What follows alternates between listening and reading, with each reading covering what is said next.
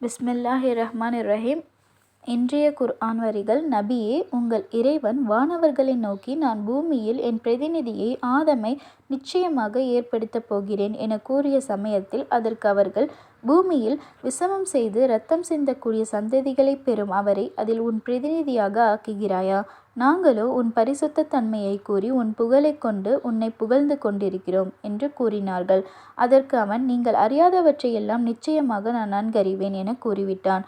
பின்பு ஆதமை படைத்து ஆதமுக்கு எல்லா பொருள்களின் பெயர்களையும் அவற்றின் தன்மைகளையும் கற்றுக் கொடுத்து அவற்றை அந்த வானவர்களுக்கு முன்பாக்கி, வானவர்களே, ஆதமுக்கு என் பிரதிநிதி ஆவதற்குரிய தகுதியில்லை என்று கூறினீர்களே, இதில் நீங்கள் உண்மையானவர்களாக இருந்தால் இதோ உங்கள் முன்னிருக்கும் இவற்றின் பெயர்களை எனக்கு அறிவியுங்கள் என கூறினான். அவ்வாறு அறிவிக்க முடியாமல் அவர்கள் இறைவனை நோக்கி, நீ மிக தூய்மையானவன், நீ எங்களுக்கு அறிவித்தவற்றை தவிர வேறொன்றையும் நாங்கள் அறிய மாட்டோம். நிச்சயமாக நீ மிக்க அறிந்தவனும் ஞானம் உடையவனாகவும் இருக்கிறாய் என கூறினார்கள்.